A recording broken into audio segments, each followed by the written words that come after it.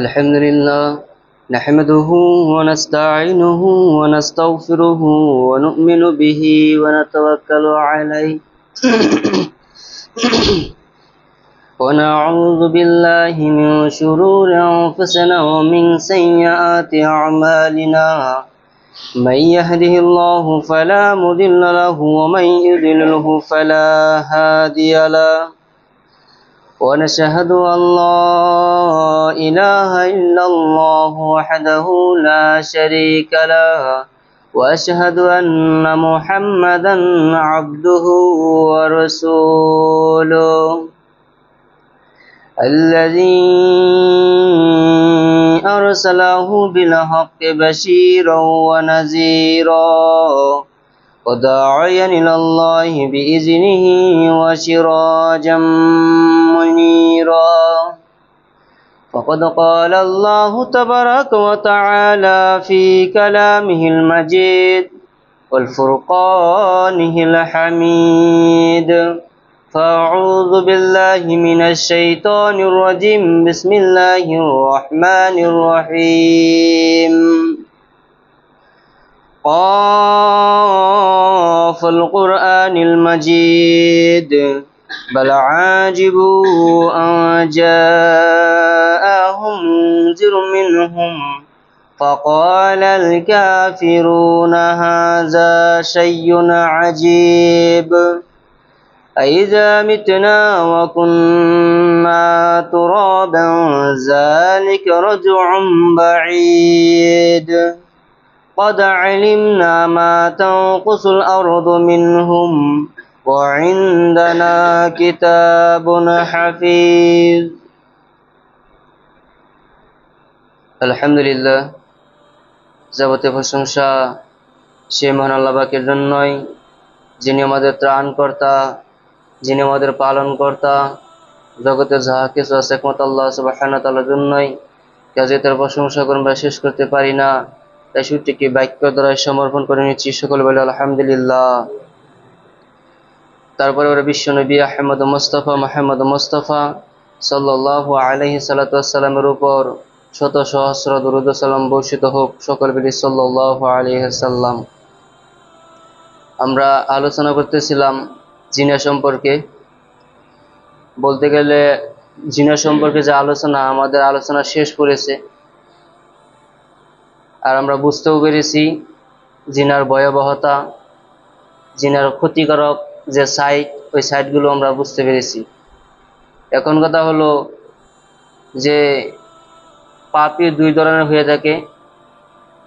এক ধরনের পাপী হয়েছে আপনার যে পাপ করে কিন্তু পাপের চিন্তা নেই, সে পাপ করে যাচ্ছে এরকম করে তার দিন পার হচ্ছে। আপনার মিথ্যা কথাই হোক, সুদ ঘুষি হোক, হালাল হারামের দিক থেকে হোক, সে সর্ব ধরনের পাপ করে যাচ্ছে, কিন্তু তার এই যে পাপ করতেছে, এই পাপের থেকে পরিত্রাণ পাওয়ার জন্য তার মনে বিন্দু মাত্র কোনো চিন্তা আসে নাই। এই হচ্ছে এক ধরনের পাপী। আর এক ধরনের পাপী হয়েছে আপনার যে পাপ করে পরে আপনার যখন রাত এসে যায়, সে চিন্তা ভাবনা করে যে আমি এটা কি করতে যাচ্ছি, আমি কি করে ফেললাম। সে ভুল করে সে অনুতপ্ত হয় যে আল্লাহ, এটা আমি কি করে ফেললাম, এটা তো একটি গুনার কাজ হয়ে গেল, এটা তো আমি করতে চেয়েছিলাম না, কিন্তু মনের অজান্তে আমি এটা করে ফেলেছি, আল্লাহ আমাকে তুমি মাফ করে দাও। এই হচ্ছে এক পাপী। তো এই ধরনের একটি পাপী ছিল নবীর জামানায়। এক পাপী মহিলা জিনা করে ফেলেছিল। জিনা করার ফলে তার গর্ভে সন্তান এসেছিল। এই কথাটা গিয়ে আল্লাহর নবীকে গিয়ে বলতেছেন, আল্লাহ নবী, আমি তো জিনা করেছি, আমাকে পবিত্র করুন। তো আল্লাহ নবী বললেন যে ইরজিই, বাড়ি ফিরে যাও। কারণ এই ধরনের কথা তো কেউ বলে না। আল্লাহ নবীকে এসে বলতেছেন মহিলাটি যে আল্লাহ নবী, আমাকে পবিত্র করুন। তো এই ধরনের কথা কে বলে? পাপ করেছে, পাপটা তো সে গোপন রাখার কথা, কিন্তু এ এসে প্রকাশ করতেছে পাপ, যে আল্লাহ নবী আমি কি করেছি, আমি জিনা করেছি। তো আল্লাহ নবী ভাবলেন যে পাগল কি, একটা মানুষ কি এরকম বলতে পারে, এর কি সমস্যা আছে? লোকে থেকে জিজ্ঞেস, না এর ঠিকই আছে। কোনো সমস্যা নাই, কিন্তু ভুল করেছে, অনুতপ্ত হয়েছে, এই জন্য আপনার কাছে এসে বলতেছে। তা আল্লাহ নবী বললেন যে ইরজিই, বাড়ি ফিরে যাও। মহিলাটি বলছেন, না আমি বাড়ি ফিরে যাব না, আপনি আমার বিচার করতেই হবে। কারণ মহিলাটি জানে যে দুনিয়ার বিচারের থেকে পরকালের বিচার বেশি কঠিন। আল্লাহ নবী মানা করার সত্ত্বেও মহিলাটি যেতেছিল না, মানা করলো। তখন আল্লাহ নবী বললেন, তাহলে একটি কাজ করো, এই তোমার গর্ভে যে সন্তানটা রয়েছে, এই সন্তান যদি ভূমিষ্ঠ হবে ওই দিন আসবে, কারণ তোমাকে আমি হত্যা করবো, গর্ভের সন্তানের তো কোনো দোষ নাই, তো তাকে হত্যা কেন করবো? তো এই সন্তান যেদিন ভূমিষ্ঠ হবে ওই দিন তুমি ফিরে আসো। তো মহিলাটি বাড়ি চলে গেল। যেদিন সন্তানটি ভূমিষ্ঠ হলো ওই দিন, এই ভূমিষ্ঠ হওয়ার সাথে সাথে মহিলাটি কোন একটি কাপড় দিয়ে এই বাচ্চাটাকে পেঁচিয়ে আল্লাহ নবীর কাছে নিয়ে এসে বলতেছেন, আল্লাহ নবী, এই যে দেখেন সন্তান ভূমিষ্ঠ হয়েছে, আপনি আমাকে পবিত্র করুন। তা আল্লাহ নবী বললেন, ইরজিই, বাড়ি ফিরে যাও। যেদিন এই সন্তান দুধ ছেড়ে দিবে, অর্থাৎ তুমি এই সন্তানকে 2 বছর দুধ খাওয়া, যেদিন সন্তান দুধ ছেড়ে দিবে ওই দিন তুমি আমার কাছে ফিরে আসো। মহিলাটি বাড়ি চলে গেল, সন্তানকে 2 বছর দুধ পান করালো। যেদিন সন্তানটি 2 বছর পার হয়ে গেছে, সন্তানটি কিছু খেতে পারে, ওই দিন আল্লাহ নবীর কাছে মহিলাটি এসে উপস্থিত হলো, হাজির হয়ে বলতেছেন, আল্লাহ নবী, এই যে দেখেন আমার সন্তানকে আমি 2 বছর দুধ পান করিয়েছি, এখন আপনি আমাকে পবিত্র করেন। তো আল্লাহ নবী সন্তানের দিকে তাকালো, তো তাকে দেখছে হাতে আপনার একটি রুটি রয়েছে, এই রুটিটা খাচ্ছে। তার মানে আল্লাহ নবী বুঝতে পারলেন যে এই সন্তান বর্তমান কিছু খেতে পারবে। কাজেই এই সন্তানকে কোন একজন সাহাবীর হাতে তুলে দিলেন। তুলে দিয়ে আল্লাহ নবী বলছেন যে, ও সাহাবীরা, এই মহিলাটাকে তোমরা ময়দানে নিয়ে যাও। সাহাবীরা মহিলাটাকে আপনার ময়দানে নিয়ে গেল। ময়দানে গিয়ে আপনার বুক পর্যন্ত গাঁথা খুঁদলো, খুঁড়ে এই মহিলাটাকে বুক পর্যন্ত পুঁতে দিল, বুক পর্যন্ত পুঁতে দিল। পুঁতে দিয়ে তার মাথার উপরে পাথর মারা আরম্ভ করলো, নিজের শাস্তি নিজে চেয়ে নিল। বুক পর্যন্ত পুঁতে তাকে পাথর মারা আরম্ভ করলো। প্রত্যেকেই যেন একটি একটি করে পাথর মারা আরম্ভ করছে। হঠাৎ একটি পাথর কোন একজন সাহাবী তার মুখের মোড়ে মেরে দিল। মুখ ফেটে এসে খালিদ বিন ওয়ালিদের পায়ে রক্ত পড়ে গেল। তখন খালিদ বলছে যে, এই জিনাকারী মহিলার গায়ে রক্ত আমার শরীরে আসলো। সে নিজেকে কিছু খারাপ মনে করলো, নিন্দাবোধ করলো যে এরকম একটি খারাপ মহিলা, যে মহিলা জিনাকারিনী মহিলা, এই মহিলার রক্ত আমার শরীরে আসলে এটা হতে পারে? তখন আল্লাহ নবী তাকে থামিয়ে দিলেন যে, খালিদ, তুমি থামো থামো, এই মহিলা এত তওবা করেছে, এই মহিলা এত তওবা করেছে, যদি এর থেকে বড় পাপীও এই তওবা করে তার পাপও ক্ষমা হয়ে যাবে। তো চিন্তা করেছেন যে এই যে হাদিস, হাদিস তো আরো রয়েছে কিন্তু বলতে যাব না। এখন কথা হলো কি, তা হলো এই যে মহিলাটি অনুতপ্ত হয়েছে কি, যে আল্লাহ নবী, আমি ভুল করেছি, আমাকে পবিত্র করুন। একজন জিনাকারী আপনার পুরুষ বা জিনাকারিনী নারী হোক, সকলেই কি জানেন, তারা অপবিত্র, পাক হয়নি। না হলে মহিলাটি কেন এসে আল্লাহ নবীকে বলবে যে, আল্লাহ নবী, আমি অপবিত্র, আমাকে পাক করুন, পাক করুন? তার মানে তারা অপবিত্র। আর আমরা এটাও দেখতে পাই বা মানুষের মুখে শুনতে পাই, তা হলো কি, যে মানুষ জিনা করতে করতে করতে করতে একটি সময় নিজের জীবনকে ছেড়ে দেয়। হ্যাঁ, আমি তো খারাপই হয়ে গেছি, এখন আর ভালো কাজ করার দরকার নাই, আমি খারাপ।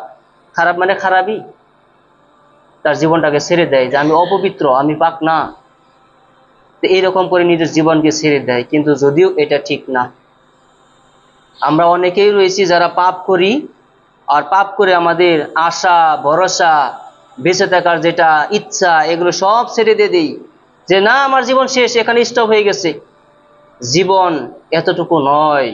আর কখনো নিজের মৃত্যু ডেকে আনবেন না। মৃত্যু ডেকে আনা ভালো না। আপনার উপরে বালা মুসিবত এসেছে আর আপনি মৃত্যু ডেকে আনবেন, এগুলো মুঠেও ভালো কাজ নয়। এগুলো আল্লাহ নবী মানা করেছেন, কে যেন মৃত্যু ডেকে না আনে। বালা মুসিবত মানুষের সাথে জড়িত। আর মোট কথা হলো, যে কথা বলতেছিলাম তা হলো কি, যে পাপী 2 ধরনের হয়ে থাকে।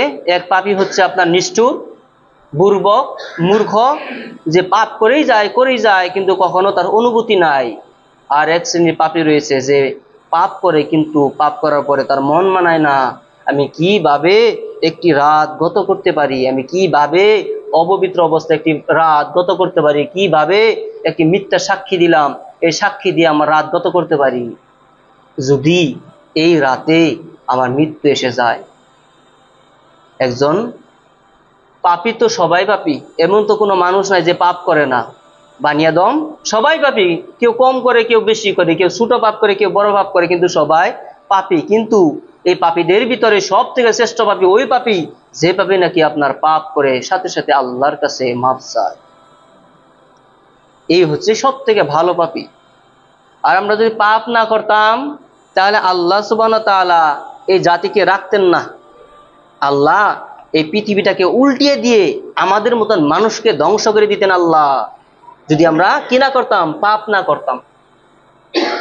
আমরা যে পাপ করব এটা আল্লাহ জানে, আর আল্লাহ চায় যে এই বানি আদম পাপ করুক, কিন্তু পাপ করে সাথে সাথে আমার কাছে কি চাক, মাপ চাক। আল্লাহ চাই এটা।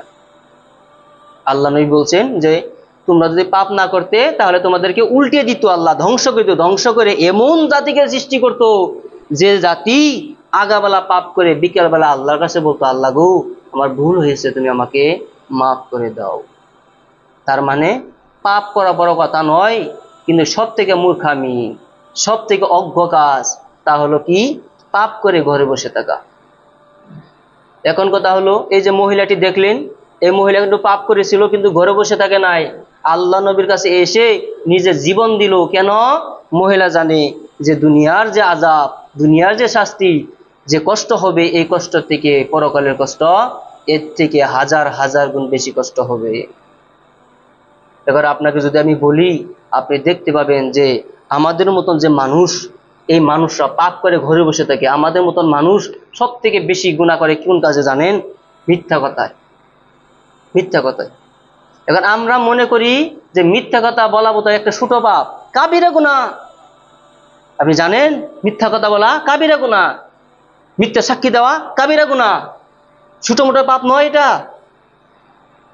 আপনাকে একটি হাদিস বলি, তখন বুঝতে পারবেন যে এই মিথ্যা কথা কত বড় গুনাহ হতে পারে। আল্লাহ নবী সাহাবীদেরকে বলতেছেন, ও সাহাবীরা তোমরা কি জানো আল্লাহর কাছে সব থেকে 3টি গুনাহ বড়? ওই 3টি গুনাহ কি? ওই সময় আল্লাহ নবী হেলান্দা ছিলেন, কোন একটি বস্তুর সাথে হেলান্দা ছিল। আল্লাহ নবী বলতেছেন, তোমরা কি জানো আল্লাহর কাছে কোন 3টা পাপ সব থেকে বড়? তখন সাহাবীরা বলছেন, আল্লাহ নবী আপনি তো ভালো জানেন যে আল্লাহর কাছে কোন 3টে পাপ সব থেকে বড়।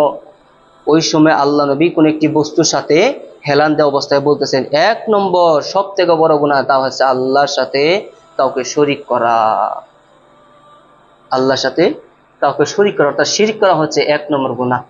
আল্লাহ নবী হেলান দেওয়া অবস্থায় ছিলেন। 2 নম্বরে বলতেছেন যে পিতামাতার অবৈধ চলা 2 নম্বর বড় গুনাহ। হেলান দেওয়া অবস্থায় বলতেছেন যে পিতামাতার অবৈধ হওয়া, পিতামাতার কথা না শোনা, এটা হচ্ছে আল্লাহর কাছে সব থেকে 2 নম্বর বড় গুনাহ। যখন 3 নম্বরটি বলতে যাবে, আল্লাহ নবী হেলান থেকে উঠে সিধা হয়ে গেলেন, বসা অবস্থায় নিজের পিঠটাকে সিধা করে নিলেন, অর্থাৎ গুরুত্ব বোঝালো যে এখন যেটা বলতে যাচ্ছি এটা হচ্ছে গুরুত্ব। শিরক বড় গুনাহ, ওটাও গুরুত্ব, কিন্তু আল্লাহ নবী হেলান্দা বললেন। পিতামাতার অবৈধ চলা বড় গুনাহ, তবু আল্লাহ নবী হেলান্দা বললেন। কিন্তু এখন যেটা বলতে যাবে এটা বলার জন্য আল্লাহ নবী নিজের পিঠটাকে সিধা করে দিলেন। এখন বলছেন যে 3 নম্বর যেটা আল্লাহর কাছে সব থেকে বড় গুনাহ তা হচ্ছে মিথ্যা সাক্ষী দেওয়া, মিথ্যা কথা বলা। আপনাকে এই যে হাদিসের গুরুত্ব, এই গুরুত্ব কিভাবে বোঝাবো চিন্তা করেন। শিরক, কাফের হয়ে যায়, ইসলাম থেকে সে খারিজ হয়ে যায় যদি আল্লাহকে বিশ্বাস না করে। যদি আল্লাহর যে শক্তি কারোর সাথে মিলিয়ে দিল, সে বড় গুনাহ করলো, কাবিরা গুনাহ করলো, নিজের ইমানের সাথে হেলিমেলি করলো, ইমান ধ্বংস হয়ে যাবে আল্লাহকে যদি বিশ্বাস না করে। এখন এই যে বর্তমান সময় চলতেছে, আল্লাহু আকবার, মুসলিমরা কবে থেকে শিরিক করা শুরু করলো আমার জানা ছিল না। মুসলিমরা শিরিক করার প্রতিযোগিতা করে জীবনে কোনোদিন দেখি নাই, জীবনে দেখি নাই। এক জায়গায় we love Mohammad, we love Mohammad, মোহাম্মদের নাম নিয়ে জেলে ঢুকতেছে, আর একদিকে আল্লাহু আকবার শিরিক নিয়ে মানুষের প্রতিযোগিতা করে, ভাবাই যায় না। মুসলমান আবার কবে থেকে মানুষের পূজা করে? এটা মুসলমানের দ্বারা হয়? মুসলমান মানুষ পূজা করে, মুসলমান। একটি মন্দিরের সামনে একটি মাছি দান করার কারণে আল্লাহ নবী বলে দিল এই সাহাবী জাহান্নামে, এই লোকটি জাহান্নামে চলে যাবে। একটি মাছি দিয়েছিল, একটি মাছি মূর্তির নামে। আপনি জানেন কোন হিন্দুর জন্য দোয়া করা হারাম ইসলামে। কোন হিন্দু যদি আপনাকে সালাম দেয়, ওই হিন্দুকে আপনি বলতে পারবেন না ওয়ালাইকুম আসসালাম, আপনি বলতে পারবেন না, মানা ইসলামে। কেন মানা? কারণ ওই ব্যক্তি আল্লাহকে মানে না, ওই ব্যক্তি পরকালকে মানে না। আমরা জানি যে ব্যক্তির ঈমান নাই, ওই ব্যক্তির জন্য যদি আমি দোয়া করি আল্লাহ তাকে জান্নাত দেখ, আমি একটি মূর্খামি কাজ করলাম। যখন কোনো ব্যক্তি সালাম দেয় তখন সালামের জবাব দিতে হয় তার থেকে ভালো করে। কোনো ব্যক্তি যদি বলে আসসালামু আলাইকুম, এটা জবাব দিতে হবে ওয়ালাইকুম আসসালাম ওয়া রাহমাতুল্লাহি ওয়া বারাকাতুহু। আপনি আরো বাড়িয়ে বলতে পারবেন ওয়া মাগফিরাতুহু ওয়া হায়াতুহু ওয়া জান্নাতুহু, আপনি বাড়িয়ে বলতে পারেন।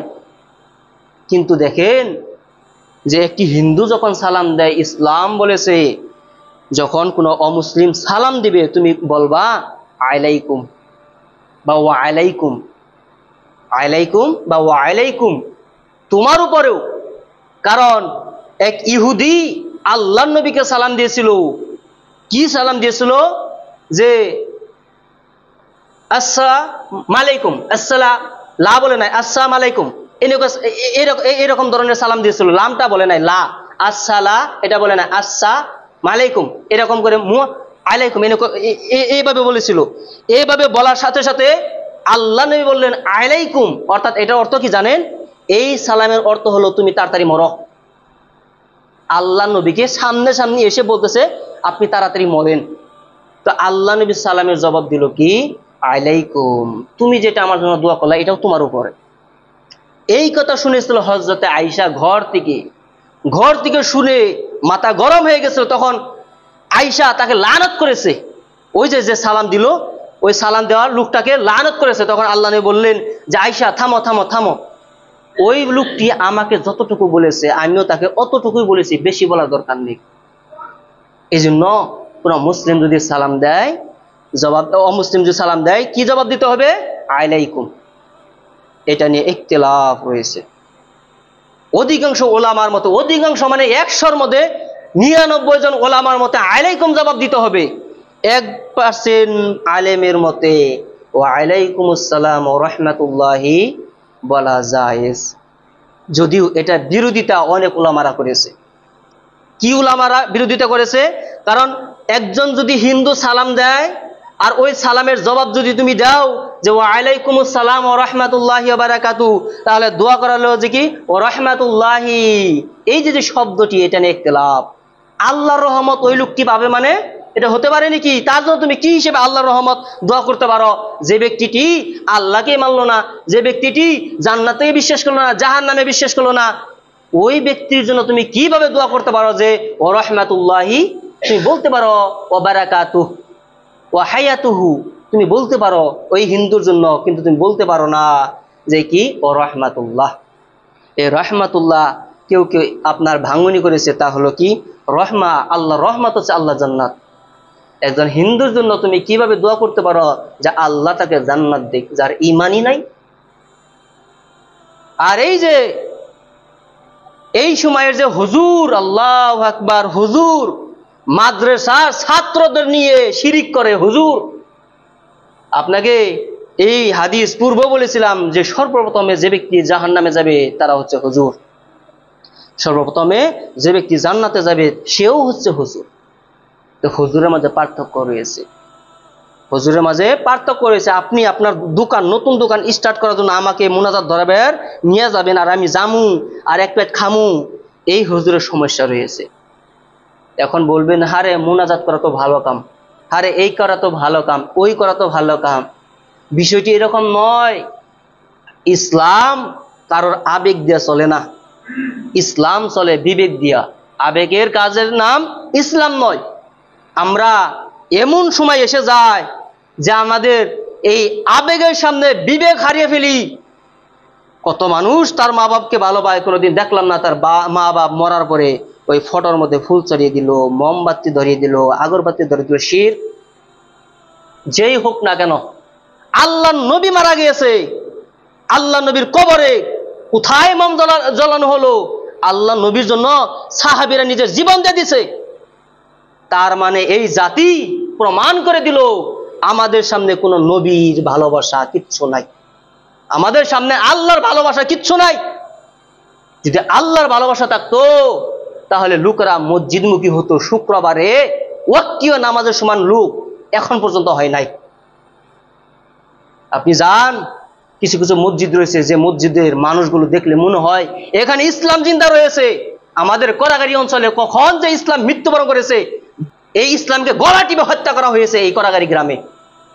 এই গ্রামে সেই গ্রাম যে গ্রামের নাম একটি সময় ছিল আসাম বলতে গেলে খরমা অঞ্চলের নাম মানুষের অন্তরে থাকতো। শুনেছি ইন্নস মাস্টারের কাছে শুনেছি, ইন্নস মাস্টার বসিয়া বসিয়া অনেক কথাই শিখাতো। কবি নজরুলের কথা শিখাইতো। আকরম পাগলার জন্ম কিভাবে হলো, কিভাবে গরু রাখাল ছিল, কিভাবে সে পাগলা হলো, সবকিছু খুলে খুলে ইন্নস মাস্টার বোঝাতো। ইন্নস মাস্টার একটি কথা বলতো কবি নজরুলের কথা, আলুকে লাগে না ভালো আদারকে লাগে ভালো, আমি কবি তবু হাসি কাঁদি আদারকে যেন ভালোবাসি।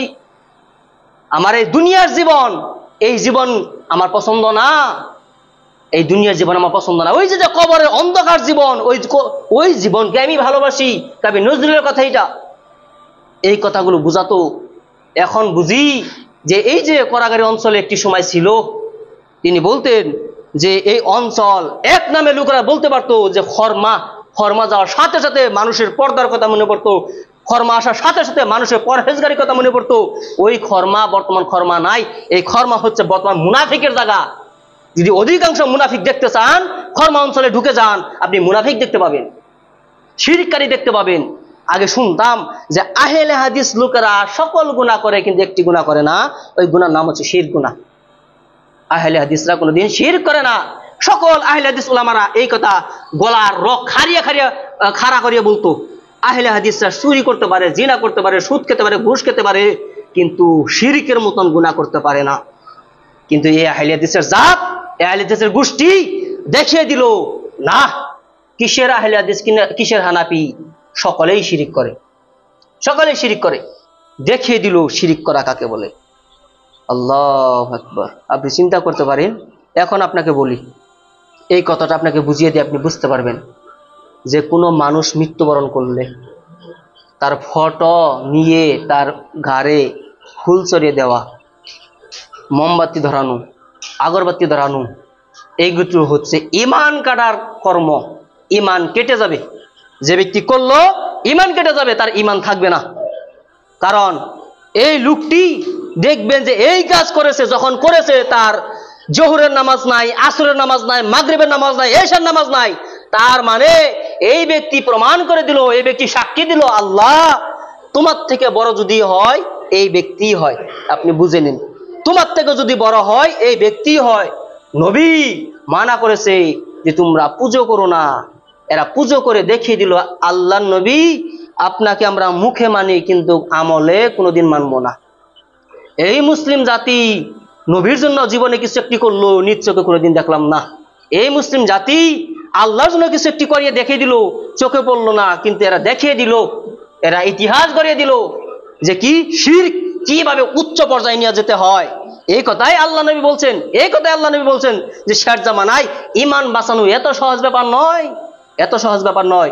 যখনই এই শিরক নিজ চোখে দেখেছি ওই সময় প্রতিবাদ করতে ইসলাম আমাকে আদেশ করেছে, কিন্তু প্রতিবাদ ওই সময় করতে হয় যখন নাকি মানুষের বিবেকে কাজ করে, যখন আবেগে কাজ করে। ওই সময় যদি আপনি প্রতিবাদ করতে যান ওইটার কোনো কার্যকর হবে না, হবে না। নিজ চোখের সামনে সামনে আল্লাহু আকবার, চোখের সামনে শিরক হয়, চোখের সামনে কিছু বলতে পারবেন না, চোখের সামনে শিরক হয়। এরা প্রমাণ কি করতে চায়? এরা কি প্রমাণ করতে চায়? যে আমরা দেশপ্রেমিক, একজনকে ভালো পেলেই তাকে পূজা করতে হবে। এরা কি এর মায় বাবাকে পূজা ভালোবাসে না? এর মায় বাপের ফটো কবে জড়িয়ে এরা পূজা করলো? এরা কি আল্লাহ নবীকে ভালোবাসে না? এরা কি আল্লাহকে ভালোবাসে না? চিন্তা করেন, এগুলো হচ্ছে শিরক কর্ম। যারাই এই আপনার 19 সেপ্টেম্বরে এই কাজগুলো করেছে, এই প্রত্যেককে ঈমান আনতে হবে, পুনরায় ঈমান আনতে হবে, তওবা করতে হবে। না করলে এদের ঈমান ফিরে আসবে না। ঈমান বস্তুটা এরকম নয় যে প্রত্যেকটা নোংরা কাজের সাথে আমার ঈমান মিশিয়ে দিলাম আর এই ঈমান তরতাজা থাকবে, শক্তিশালী থাকবে, আর আমি মরার পরে আল্লাহ আমাকে ধরে ধরে ফেরেশতা ধরে ধরে পালকিতে উঠিয়ে জান্নাতে নিয়ে যাবে। এই ঈমান ভালো ইমান দিয়েই জান্নাত পাওয়া বর্তমান জামানায় কঠিন। আর এই মিশালি ইমান, হ্যাঁ, যে বোতলে মদ রেখেছেন ওই বোতলে আপনি ইমান রেখে মধু রেখে খাবেন, আর হ্যাঁ মদের বোতলে মধু রেখে খাবেন আর বলবেন আমি মধু খাচ্ছি। আপনি মানুষকে বুঝাতে পারবেন কিন্তু আল্লাহকে বুঝাতে পারবেন না, এর বিচার হবে। আর একজন মানুষ যদি একটা হিন্দুকে সালাম দিতে না পারে, একটি মানুষ যদি একটি মাসি দান করার কারণে জাহান্নামে যেতে পারে, এই জাতি কোথায় যাবে? আল্লাহ নবী বলছেন যে এই শেষ জামানার লোকেরা, অর্থাৎ আমার যে উম্মত রয়েছে উম্মতরা 1000-এর মধ্যে 999 জন জাহান্নামে যাবে, 1000-এর মধ্যে 999 জন জাহান্নামে যাবে, একজন জান্নাতে যাবে, একজন। আমার উম্মতের 73 কাতার হবে, 73 কাতারে 72 কাতার জাহান্নামে যাবে, এক কাতার জান্নাতে যাবে। বিষয়টি এত সহজ কথা নয়। হযরত আব্দুল্লাহ ইবনে উমর এক ইহুদিকে অথবা এক খ্রিস্টানকে আপনার সালাম দিয়েছিল। সালাম দেওয়ার সময় আব্দুল্লাহ ইবনে উমর জানতো না যে এটা খ্রিস্টান বা ইহুদি, এ জানতো না। সালাম দিয়ে চলে এসেছিল, মানে সে সালাম দিয়েছিল, এ বলেছিল ওয়া আলাইকুম আসসালাম। আব্দুল্লাহ ইবনে উমর বলেছিল, বলে চলে যাচ্ছে, তার সাথে যে সাথী ছিল তিনি বললেন যে হে আব্দুল্লাহ ইবনে উমর, আপনি একজন অমুসলিমের সালামের জবাব দিলেন। সে বলল আসসালামু আলাইকুম, আর আপনি বললেন ওয়া আলাইকুম আসসালাম, আপনি তার সালামে জবাব দিলেন। তখন আব্দুল্লাহ ইবনে উমর বলছে হাই হাই, তুমি বলো কি, এটা অমুসলিম নাকি? কয় হ্যাঁ অমুসলিম। দৌড়ে চলে গেল তার কাছে, দৌড়ে চলে গিয়ে বলতেছে আমার সালাম ফেরত দাও, আমার সালাম ফেরত দাও, আমার সালাম ফেরত দাও। তুমি যে অমুসলিম আমি জানতাম না, আমাকে ইসলামে মানা করেছে যে তোমার জন্য এই দোয়া করে, আমাকে ফেরত দাও। ওইটা বলছে আমি তোমাকে ফেরত দিয়ে দিলাম। তখন তার জন্য যে দোয়া জায়েজ রয়েছে, তার জন্য যতটুকু দোয়া করা জায়েজ ইসলামে দিয়েছে অতটুকু দোয়া করে দিলেন। দেখেন, আর হুজুররা কোরআন পড়ে আল্লাহ অমুককে জান্নাতবাসী করিয়ে দাও, আল্লাহ অমুকে এই করিয়ে দাও, আল্লাহ অমুকের জীবনে সব গুনাহ মাফ করে দাও। আল্লাহর সাথে সম্পর্ক করে নিয়ে আসছে যে এই দোয়া করবে আর আল্লাহ কবুল করবে। আল্লাহ ওইসব হুজুরকে বর্তমান সময় পর্যন্ত, আজকে মোটামুটি 26 না 27 তারিখ সম্ভবত, হ্যাঁ বা 26 তারিখ, আজকের দিন পর্যন্ত যে ওই হুজুরকে আল্লাহ বাঁচিয়ে রাখছে। আল্লাহ কত বড় রহমান! আল্লাহ গজব দিয়ে এদেরকে দুনিয়া থেকে বিদায় করলে পৃথিবীতে কেউ শিরক করার জন্য সাহস পেত না। আল্লাহ তাদেরকে রহম করতেছে, আল্লাহ বড় দেবান, আল্লাহ বড় রহমান, আল্লাহ এদের মতন হুজুরকে বাঁচিয়ে রাখছে। মাদ্রাসায় যতজন ছাত্রদেরকে নিয়ে এই হুজুর এই গুনাহ কাজ করেছে, এই প্রত্যেকটা ছাত্র যত গুনাহ করেছে এই প্রত্যেকটা গুনার ভাগ ওই হুজুর পেয়েছে। ওই হুজুরকে আল্লাহ ছাড়বে না, ওই হুজুরের বিচার, কঠিন বিচার হবে কিয়ামতের দিন। হ্যাঁ, যখন কোরআন পড়ে কমেন্ট আসে আমিন আমিন মূর্খ জাতি। আল্লাহ নবী যে বলছে যে মানুষের বিদ্যা উঠে নিবে, এই শেষ জামানা বিদ্যা উঠে নেয় নাই। আপনি দেখেন কমেন্টে, এমন কোনো কমেন্টে কেউ প্রতিবাদ করলো না, আরে এটা শিরক, এটা শিরক, এটা শিরক, তুমি কি করতেছো, মানুষ পূজা কেন করতেছো, কেউ বলে না। সকলে বলে আমিন আমিন আমিন আমিন। এরা আমিন বলে এরা যে জাহান্নামের দিকে প্রত্যেকটা মুহূর্তে চলে যাচ্ছে, এরা এটা বুঝতেছে না। মূর্খ জাতি এটাই মূর্খ জাতি, এটা অজ্ঞ জাতি। আল্লাহ প্রত্যেককে হিদায়াত দান করুন, আল্লাহ প্রত্যেককে হিদায়াত দান করুন। তবে একটা কথা বলতে পারি, কিছু কিছু পাপ আল্লাহ মাফ করেন না, সেগুলোর মধ্যে একটি হচ্ছে শিরক গুনাহ। আল্লাহ সহজে মাফ করেন না। এই শিরক গুনাহ মাফ করার জন্য শুধু আপনি বলেন আল্লাহ আমাকে মাফ করে দেন, এত সহজ না। এই শিরক গুনার জন্য চোখের পানি পড়তে হবে। আল্লাহ নবী বলছেন যে তোমার এই যে চোখের এক ফোঁটা পানি রয়েছে, জাহান্নামের আগুনের যে পাওয়ার গোটা সাগরের পানি দিয়ে নিবানো যায় না। আপনার যে সাগর রয়েছে আটলান্টিক মহাসাগরের পানি দিয়ে আপনি কি করতে পারবেন না, জাহান্নামের আগুন নিবাতে পারবেন না। পৃথিবীর সব থেকে বড় সাগর মহাসাগর প্রশান্ত মহাসাগর, প্রশান্ত মহাসাগরের পানি দিয়ে আপনি জাহান্নামের আগুনের এক বিন্দু পরিমাণ নিবাতে পারবেন না। প্রশান্ত মহাসাগর কত বড় জানেন?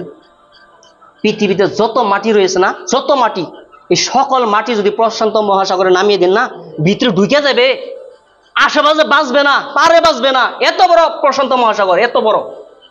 ওই সাগরের পানি দিয়ে জাহান্নামের আগুন বিন্দু পরিমাণ নিবাতে পারবেন না। আল্লাহর নবী বলছেন এক ফোঁটা পানি যথেষ্ট গোটা জাহান্নামকে নিবে দিতে। তা হচ্ছে তোমার রাতের বেলায় এই চোখের পানি যদি আল্লাহর জন্য পড়ে, কত দূর পর্যন্ত? এই পর্যন্ত, এই পর্যন্ত চোখে থেকে নেমে খালি গাল পর্যন্ত আসবে, আল্লাহ জাহান্নাম আপনার জন্য হারাম করে দিবে। চোখের পানির পাওয়ার, এত পাওয়ার। আপনি চিন্তা করেন, এখন আপনাকে এতটুকু বলি যে আপনার সন্তান মানুষ পূজা করেছে, তাকে পুনরায় কলেমা পড়ে গোসল দেওয়াতে হবে, কলেমা পড়াতে হবে তাকে, তার ইমান কেটে গেছে। শিরক, মুসলিম কোনোদিন শিরক করতে পারে না। আর এটার জন্য বিশাল তওবা করতে হবে, বিশাল তওবা। হাজার হাজার শিক্ষকরা পূজা করতেছে, হাজার হাজার শিক্ষক, হুজুর, পার্থক্য নাই, সবাই পূজা করেছে, যারাই পূজা করেছে তাদেরকে প্রত্যেককে তওবা করতে হবে। তওবা ছাড়া কোনো পথ নাই, তার ইমান ফিরে আসবে না। যখন তওবা করবে, তওবা করার সাথে সাথে আল্লাহ তাকে মাফ করে দিবে। আর আমাদের যে বিষয় ছিল আলোচনা, তা হলো জিনা। এই জিনার যে লম্বা ঘটনা, লম্বা ইতিহাস, আর লম্বা যে আলোচনা, এই প্রত্যেক আলোচনায়, প্রত্যেকটি কথায় আপনারা ফুল না বুঝতে পারলেও কিছু হলো এই জিনার ভয়াবহতা আপনি বুঝতে পেরেছেন। এখন আমার কথা হলো কি জানেন, ভুল তো সবাই করে, কিন্তু এই ভুলের থেকে পরিত্রাণ পাওয়ার যে পথ, এই পথই হচ্ছে সব থেকে বড় পথ। তা হলো কি, যে কোনো ব্যক্তি যদি জিনা করে থাকে কাউকে বলবেন না। কোনো ব্যক্তি যদি ডাকাতি করে থাকে, চুরি করে থাকে, সুদ খেয়ে থাকে, ঘুষ খেয়ে থাকে, এই যে প্রত্যেকটি যে গুনার কাজ রয়েছে, এই প্রত্যেকটি গুনাহ করেছেন আপনি, আর এখন করেছেন যে এই জন্য যে আপনি নিজের জীবন ছাইড়ে দিয়েছেন, যে না আল্লাহ তো আপনাকে মাফ করবে না। আপনার এতটুকু শব্দ আল্লাহ আপনার মুখ থেকে শুনতে চায় যে আল্লাহ তুমি আমাকে মাফ করে দাও। যদি খালি এতটুকু শব্দ আপনার মুখ থেকে বাইর হয়, আর এই পাপগুলো যদি খালি মানুষের সাথে জড়িত না থাকে, মানুষের সাথে জড়িত না থাকে, আল্লাহর সাথে আপনি ভুল করেছেন, অর্থাৎ আপনাকে সহজ ভাষায় বলছি নামাজ পড়েন নাই, সুদ খেয়েছেন, এইরকম যদি কাজ ভুল হয়ে থাকে, শিরক করেছেন, যদি এরকম ভুল করে থাকেন, আপনি একবার রাতের বেলা উঠেন। রাত শুধু ঘুম পাড়ার জন্য নয়, রাত আল্লাহর কাছে মাপ চেয়ে নিজের জীবনের সকল গুনাহ থেকে নিজেকে পরিত্রাণ করার, নিজেকে সাফ করার, নিজেকে পাক করার নাম হচ্ছে রাত। আল্লাহ নবী যখন এশা নামাজে দাঁড়িয়ে যেত, আপনার কত রাত হয়ে যেত। আল্লাহ নবী যখন তাহাজ্জুদে দাঁড়িয়ে যেত, ফজর হয়ে যেত, আল্লাহ নবীর পা ফুলে যেত রাত অতিবাহিত করে। আর আমরাও রাত অতিবাহিত করি। এখন বলি, কোনো ব্যক্তি যদি মিথ্যা সাক্ষী দিয়ে থাকেন, আর এই ব্যক্তি যদি কাবা শরীফ ধরে মারা যায়, এই ব্যক্তি জান্নাতে যাবে না। যার নামে মিথ্যা আপনার অপবাদ দিয়েছে, তার কাছে গিয়ে মাপ চেতে হবে, নচেৎ জান্নাতে যেতে পারবে না। কারণ লোকেদের সাথে জড়িত। কোনো ব্যক্তি যদি কারোর অর্ধ হাত মাটি মেরে খেয়েছে, এক বিঘ্ন পরিমাণ মাটি মেরে খেয়েছে, এই ব্যক্তি কোনোদিন জান্নাতে যাবে না। কেউ যদি কাউকে অপমান করে থাকে, আর তার কাছে গিয়ে যদি এই ব্যক্তি মাপ না চায়, এই পাপ ক্ষমা হবে না। কাজেই যেগুলো আল্লাহর সাথে জড়িত, শিরক করেছেন, মানুষ হত্যা করেছেন, মিথ্যা কথা বলেছেন, জুয়া খেলেছেন, হ্যাঁ, যত ধরনের পাপ রয়েছে আল্লাহর সাথে, যত পাপ আপনি করেছেন, আপনি কত পাপ করেছেন? হিমালয় পাহাড়ের সমান করেছেন, পর্বতের সমান করেছেন? আপনি করেন। আল্লাহ বলেন ওটা তো হিমালয়, তুমি যদি জমিন থেকে শুরু করে আকাশ পর্যন্ত পাপ করো, এই সকল পাপ আমি আল্লাহ ক্ষমা করে দিব। একবার বলো আল্লাহ গো তুমি আমাকে মাফ করে দাও। বলেন তো আল্লাহ কেন মাফ করে দেয়? একটি বাক্যই। আপনি এত পাপ করেছেন, কত পাপ, যে জমিন থেকে শুরু করে আকাশ পর্যন্ত পাপ করেছেন, জমিন থেকে শুরু করে আকাশ পর্যন্ত এই সকল পাপ আপনার মুখ থেকে একটি বাক্য বের হওয়ার সাথে সাথে আল্লাহ মাফ করে দেয়। এই জন্য দেয় কারণ আল্লাহ বলে যে তোদের কে আছে বল, তোরা ভুল করবি আমার কাছে যে চাবি, তোরা যখন আমার কাছে চাস আমি কিভাবে থাকতে পারি, তখন আমি তোকে মাফ না করলে আমার লজ্জা লাগে, আমার লজ্জা লাগে। আল্লাহ নবী বলেন যে আল্লাহ বলে যে ওই সব মুরব্বীদের দেখে আমার লজ্জা করে, যারা নিজের দাড়ি চুল পাকিয়ে দিল ইসলামের সাথে থেকে, নিজের দাড়ি চুল পাকিয়ে দিল ইসলামের সাথে থাকে, এই সব মুরব্বীদেরকে, এই সব দাড়ি চুল পাকা মুমিনদেরকে আমি কিভাবে জাহান্নামে দিব, আমার লজ্জা লাগে। কিন্তু যদিও সত্য কথা, এই সব দাড়ি চুল পাকা মানুষদেরকে আল্লাহ জাহান্নামে দিতে যদি আল্লাহ লজ্জা করে, এরা পাপ করতে লজ্জা বোধ করে না। আল্লাহ লজ্জা করেন, কিন্তু এরা আল্লাহর সাথে গুনাহ করতে কোনো সময় লজ্জা বোধ করে না। কাজেই আল্লাহর কাছে দোয়া করি, আল্লাহ যেন আমাদের সকল পাপ মাফ করে দেন।